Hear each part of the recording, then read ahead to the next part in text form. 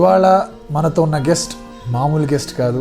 ఎన్నో ఏళ్ల నుంచి సూపర్ పర్ఫార్మెన్సెస్తో మనందరినీ ఎంటర్టైన్ చేస్తూ సీరియల్స్లో తనకంటూ ఒక మంచి ముద్ర వేసుకుంటూ బుల్లితెర విజయశాంతిని కూడా పేరు తెచ్చుకొని మన ముందున్న భావన గారు.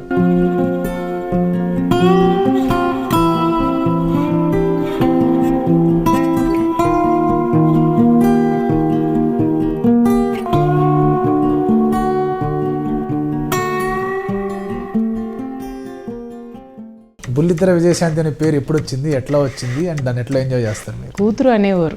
చైల్డ్ ఆర్టిస్ట్గా ఉన్నప్పుడే మీరు అక్కడ లోకనాయకుడితో, ఇక్కడేమో మన బాలకృష్ణ గారితో అందరితో మూవీస్ చేసేస్తూ వచ్చారు.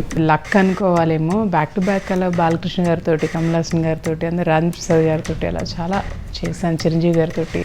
అప్పటికి ఇప్పటికీ మీ రోల్స్కి వచ్చేసరికి అంటే ఆ రోల్ చెప్పే విధానం కానివ్వండి, రోల్ పోర్ట్రే చేసే విధానం కానివ్వండి, మార్పు అనేది ఎట్లా మీరు చూస్తారు? 25-26కి మదర్ నన్ను ఫిక్స్ చేసేసారు. ఇంకా నేను 26కి మదర్ని అయిపోయాను. నేను ఇంకేమవుతుంది, ఇంకా నెక్స్ట్ ఇంకా అమ్మమ్మకే పిలుస్తారేమో. బట్ ఇప్పుడు చూసే వాళ్ళందరూ ఏంటి మీరా మదరా అంటున్నారు. అంటే ఈ మాట అనొచ్చలో తెలియదు కానీ శాంతినివాసం మీరు వద్దనుకున్నారు కాబట్టి మీరు హీరోయిన్గా పైకి వెళ్ళలేదు అని ఒక వాదన అయితే ఉండింది. అంతేనండి, అంతే. ఇంకా నేను నా దగ్గర ఎంతమందికి అని చెప్పిందే చెప్పి అందుకని అంతేనండి, అంతే అన్ను. సుమన్ గారు ఆరోగ్యం బాగాలేనప్పుడు ఇట్లా జరిగిందని చెప్పేసి అఫ్కోర్స్ ఫస్ట్ అంటే మీకు బాగా బ్రేక్ ఇచ్చిన సీరియల్తో ఆయన మీకు బాగా ఎంకరేజ్మెంట్ ఇస్తున్నా, ఆయన సడన్గా ఇట్లా ఆరోగ్యం పాడైందని కానీ మీరు మెంటల్గా ఎట్లా ఎఫెక్ట్ అయ్యారు? వినో ఆయనకి క్యాన్సర్ ఉంది, ఆయన ఎప్పటికైనా ఉండరు మన కళ్ళ ముందన్న విషయం తెలుసు.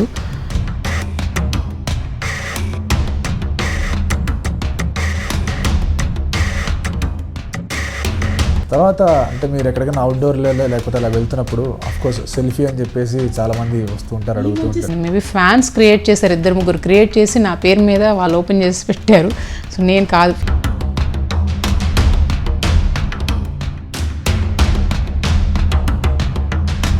మీ పెళ్ళి కూడా కొంచెం ఒక చిన్న సైజు డ్రామా సీరియల్ లాగానే జరిగింది అని చెప్పేసి అంటుంటారు. ఇంటకాస్ట్నో లేకపోతే వినడం జరిగింది. సో నువ్వు హ్యాపీగా ఉంటే మేము అంతా హ్యాపీ. సో నీ ఇష్టం అమ్మ అని ఇంకా అమ్మ కూడా యాక్సెప్ట్ చేశారు. ఆఫ్టర్ దెన్ నేను పేపర్ స్టేట్మెంట్ ఇచ్చానంటే బయట ఎక్కడైనా కలిసినా ఎవరైనా చూసినా అనవసరమైన రూమ్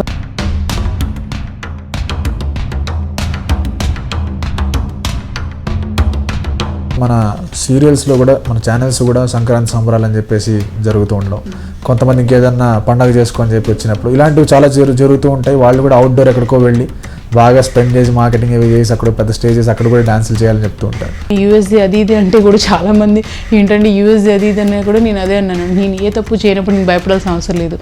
నేను బల్లగుద్ది చెప్తాను, చూపించమనండి ప్రూఫ్తో సార్ నేను ఎక్కడ